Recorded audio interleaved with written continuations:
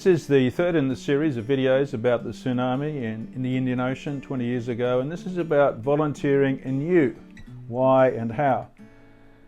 It's all about you and it's all about me, and it's all about how we respond when we watch disasters unfold in the evening news, as we sit on our sofas and we glimpse the suffering that people undergo, and we just wish we could do something but usually feel helpless to act.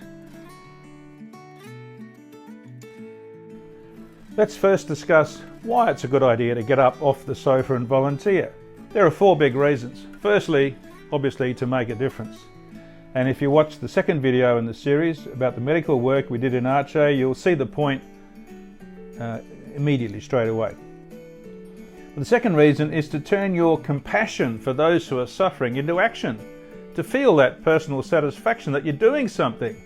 Well, I'm a task-oriented person. I want to fix things. As a doctor, I want to fix things. And I try to. But I've also learnt that even if you can't actually fix the problem, your compassion really helps people. I see this every day in my life as a doctor. It's become part of my medical practice, I guess, and I teach the young doctors that, and I bet deep down you feel that too. As you remember how it felt when somebody showed you compassion at a time when you had a tough, unfixable problem. The third reason are the benefits to you, and research shows that volunteering is also good for you. There are health benefits for you. For example, studies have found that regular volunteers, including older ones, have lower rates of depression and reduced stress. And of course, volunteering also increases things like self-confidence, because it proves that you can do this sort of stuff, especially as you see it making a difference in people's lives. It helps give you agency and self-empowerment and a sense of purpose. And hey, there's a great little spin-off. You make really nice new friends. People who volunteer are usually pretty nice people, so you end up with a whole new set of wonderful new friends. And there are some other benefits too to volunteering, like personal growth in empathy and understanding. And I've actually written a book about this, suffering, and I'll talk about it a little bit later. Another reason to volunteer is that it creates opportunities for you. And once you start doing this sort of stuff, other opportunities usually arise. People ask me to talk about them in the sense of what's happened to me since I volunteered after the Indian Ocean Tsunami. So I have included a list of these. I've been able to help in other disasters. I think I've now made 8 trips to disaster areas. Myself and a very good friend of mine, Michael Henderson, actually mostly Michael, I've got to be honest, was his brainchild, set up an organisation called ISTI, International Skills and Training Institute in Health. And it was Michael's vision that we could train people in the region to respond better and more quickly to disasters. And this organisation has actually won a prestigious award, and it's figured in newspaper and magazine articles. From my work there, I've also written some professional journal articles on the subject, spoken at conferences, served on government boards with regard to Indonesia, lectured and become actually an honorary professor at the University of Indonesia. And about this recent book, it's called Behind the Tears, Understanding, Surviving and Growing from Suffering. And there's a link to this book in the description. But look, I don't want to intimidate you with that list of things that opportunities that have arisen from my time in Aceh after the tsunami, because that just matches my training and my professional responsibilities. And usually ongoing opportunities are obviously less dramatic and will inevitably be determined by your lifestyle and responsibilities, family, kids, etc. But maybe I could encourage you to ask yourself how much of those are genuine limitations and how much of them are perceived limitations, or maybe even excuses. The but excuses, but I'm busy, but I've got responsibilities, etc. What we call in the Fathering Project the but tray. Now, not everyone can do this. People have got businesses and parenting responsibilities, etc. But look, it can be something you do intermittently and regularly. Thus, it remains an important part of your life, even though it's not the whole of your life, and that's actually how I do it. I've got to say too that once you've experienced being useful, like in a disaster, even if it's not necessarily a tsunami, earthquake, could be floods, bushfires, cyclones, Hurricane Katrina, all that stuff, just to pick a few examples, you become good at it. You become experienced at it. And you get asked next time, the next time, and the next time. That's how opportunities arise. You got to get up, do it the first time, find what works for you, and then you'll find yourself intimately able to help. The final advantage, if you like, of volunteering in situations like this and others is to role model authenticity and inspiration. I mean, what the heck do they mean? A lot of people don't think of this, they just think of helping those who suffer. But it is a powerful byproduct of volunteering. It's not just helpful for those in need, and it's not just helpful for those who go, but it's good for our kids, grandkids and students and others. Now, why is that so? Well, kids and grandkids are always watching us, as are our students. They watch not just what we say, but what we do. So you think about your own life. What do your kids, grandkids, maybe students see? My first question is this: do they see authenticity? Authenticity is about genuineness of what you believe and think. We all have values and beliefs, values that are important to us, such as respect and integrity and kindness.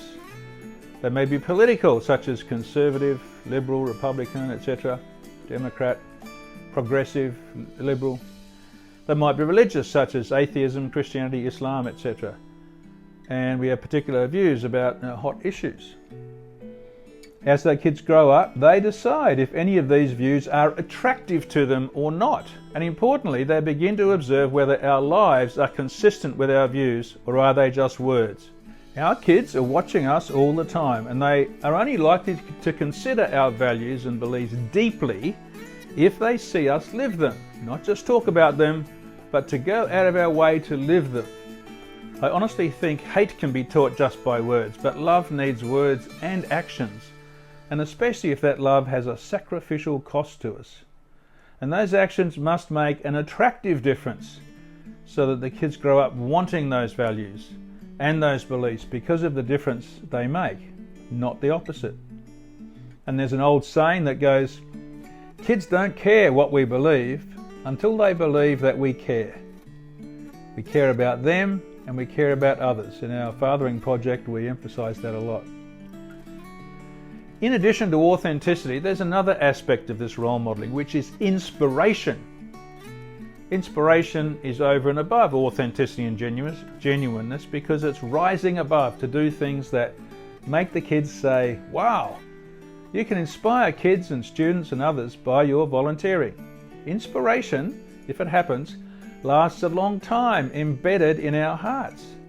And it benefits kids to be inspired because it reduces their sense of entitlement and builds up their sense of resilience and their self-confidence. Other people, besides you of course, can inspire young people.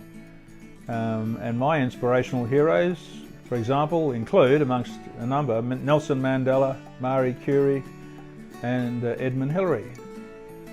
But kids and students are much closer to us, so we are in a much more powerful position to affect them for good or bad. They're closer to home, closer to their daily life, closer to their hearts. Indeed, you might be the inspiration that changes the lives of your children and grandchildren or students. And this actually happened to me when I was a medical student, and a mentor changed the way that I saw my life, and there's a story explaining that down below in the description. So just accept the fact and the challenge that you might make a big difference to the hearts of your children and grandchildren by volunteering passionately and compassionately. You might have heard that famous grandfather question where a billionaire grandfather is sitting on his chair and his young grandson says, grandfather, I heard at school about some inspiring person who's really made a difference in the world and helped people and shown love. And I just want to ask you, Grandpa, what have you done to help people? And all that money doesn't seem to matter much anymore. He wants to know what you've actually done. Not paid for to be done, but actually done. Now I have here a photocopy of a card I saw recently written by a 13-year-old to her grandfather, a genuine card, and this is what it says. Happy Father's Day, Grandpa. Thank you for loving me. You inspire me. I want to be just like you. I want to be just like you. And look, to be honest, these videos that I'm making about the tsunami are a bit of a labour of love. But at a minimum, they are for my grandkids and my great-grandkids and beyond that. So that even if no one ever is interested enough to watch these videos, it will be worth it. It'll be around for them, hopefully, to see that their grandfather tried to have a go to help people. Is it the same for you? Imagine your kids or grandkids being inspired watching a video of you working to help the poor and needy. Now, nobody I know, this is a very important point, actually does this sort of volunteering in order to inspire people or even to be seen to be doing it. It just does. I do need to add here that this mostly applies to kids who are around teenage years.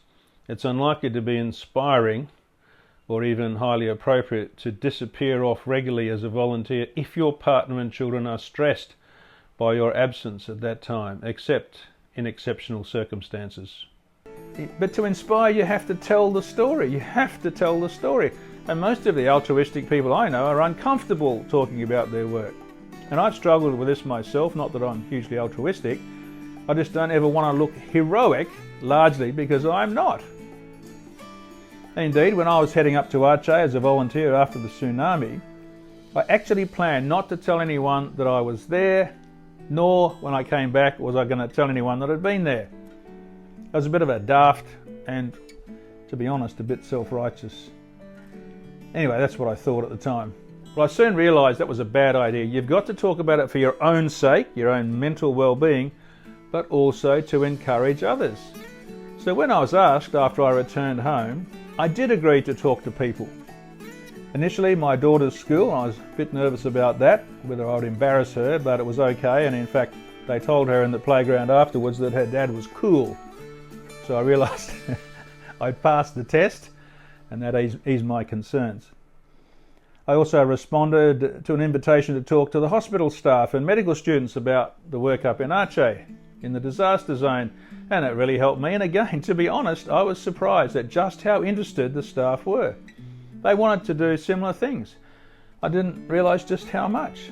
It's no doubt that the medical students, for example, and the nurses and the young doctors, they all get inspired, and they would pack the room. I think they all love their current work, but they want their career to mean something a bit more than just the routine. They want to help those in desperate need. And disasters and bushfires and that sort of stuff provide such an opportunity from time to time. Now, my friends tell me that I worry too much about the judgmental people who see incorrect motives. So I'm going to tell you about one of them, as what I call the Facebook moment. I was working up in central Sulawesi after the recent earthquake and tsunami there. And I was really struggling. I was utterly exhausted, getting 4.5 hours sleep a day, and I was worn out. The details don't matter. Emotionally and physically, I was worn out. So I had a bit of time off late on a Sunday afternoon. I picked up my phone, and I noticed the Facebook F. And I thought, oh look, that's about family and friends. I'm going to send a message because I could really use some encouragement. A problem shared is a problem halved. So I wrote a little summary of what I'd done, included one picture, but as I was about to hit the F, my finger stopped.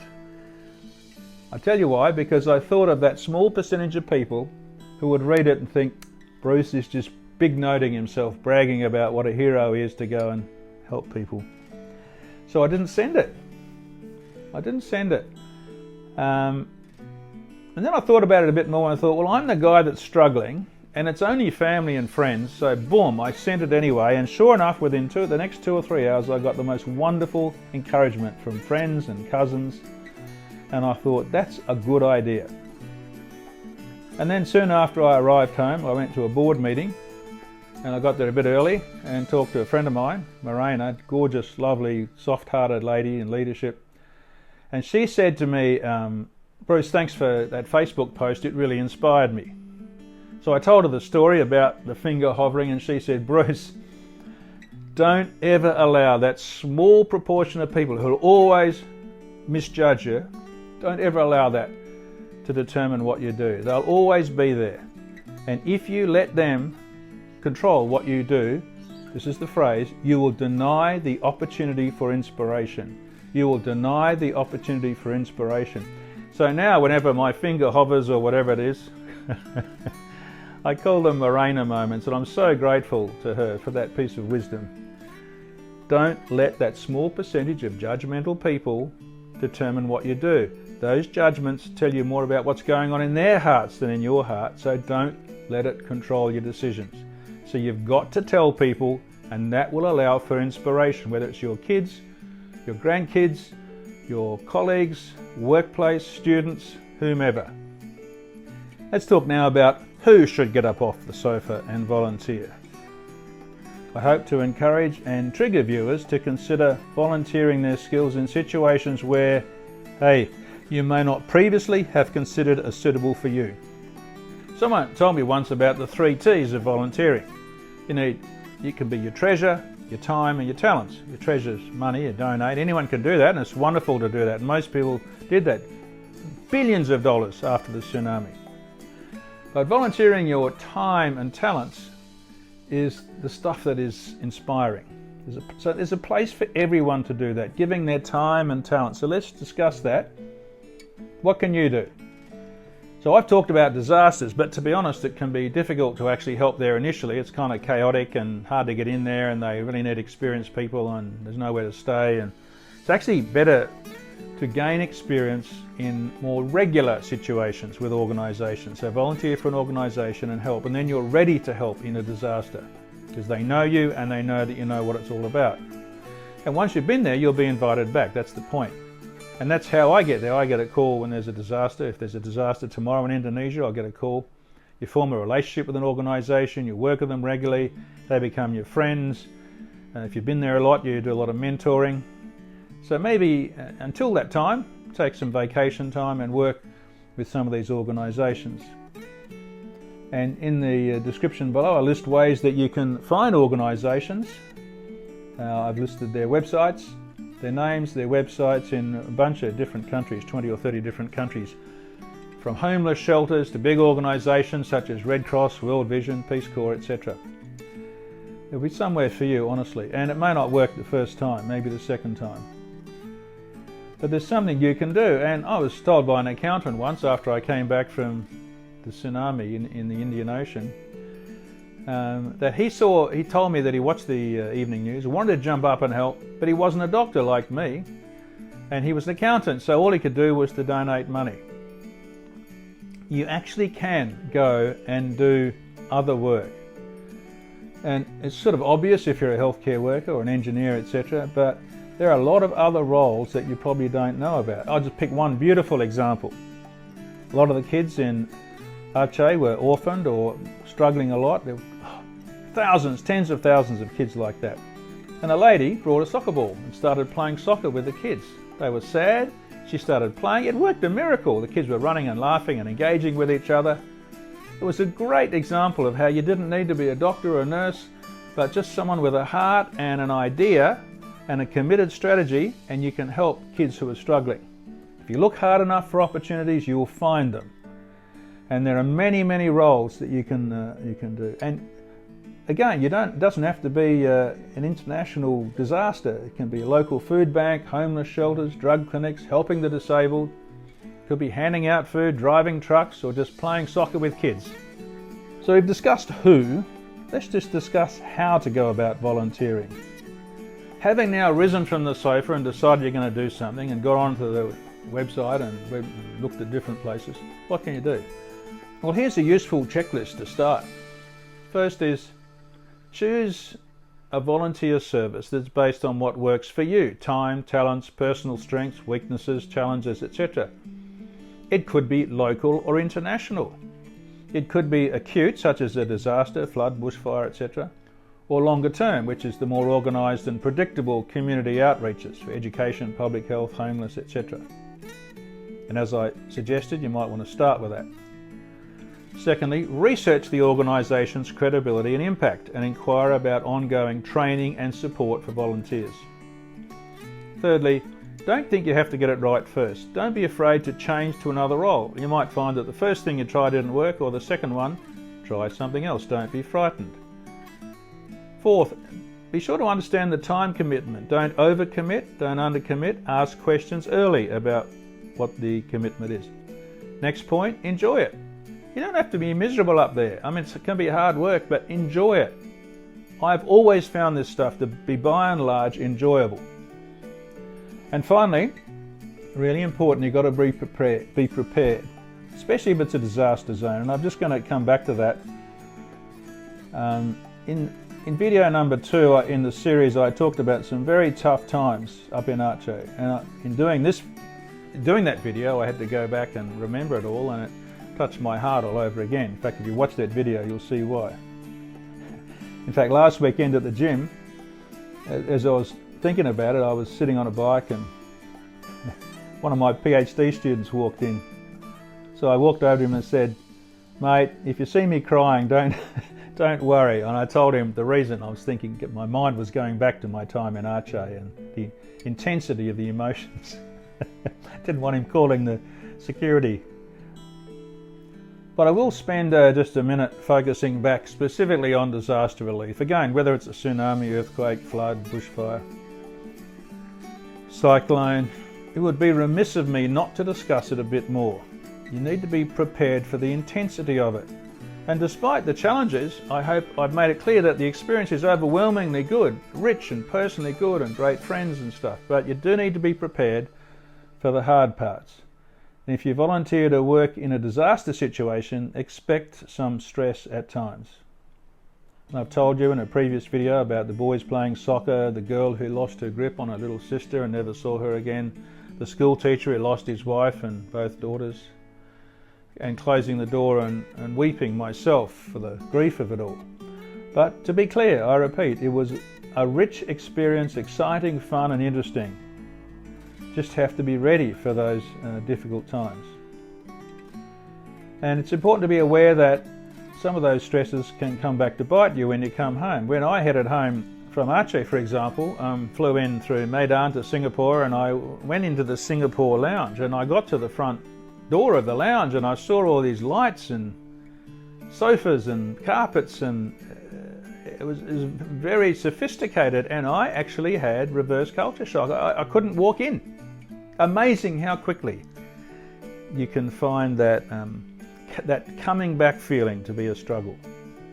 And then I got back, I think on a Saturday night. The next morning I went to our local church and the vicar said, "Oh Bruce, great to see you back. Could I interview you from the podium this morning at church?" I said, "No way. No way, Kanishka. I wouldn't get through the interview. I'd break down and cry, nor will I do it next week. It's going to take a while." It wasn't until he asked me that I realised just how vulnerable I felt. It can take a while. But look, these challenges can help you learn and grow. They can soften your heart and make you a more empathic and insightful and wiser person. In that way, these challenges can, as does any form of suffering, make you better rather than bitter. And I've written about that, as I mentioned in this book, Behind the Tears. Understanding, surviving and growing from suffering.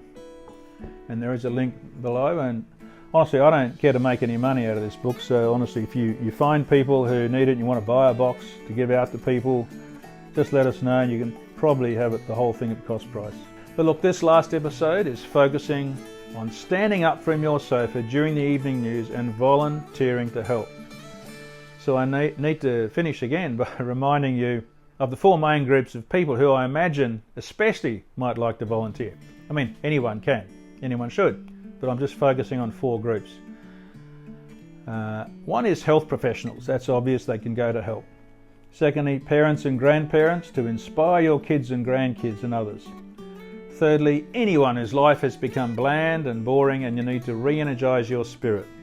And fourthly, tourists to add a week to your overseas holiday, volunteering your skills, your time and your talents. And remember the soccer ball strategy that I told you before. So maybe next time when you're watching human suffering on the evening news and feel an urge to help, avoid the but tray. But this, but I'm busy. Give it a go. Remember the why, remember the who, and remember the how from this video. And I'll repeat, go to the website listed below, into the description, put yourself into the story. So from your sofa, please do more than just donate money. Give your time and talents, get up, volunteer, and those who suffer will benefit, and so will you, so will your family and students.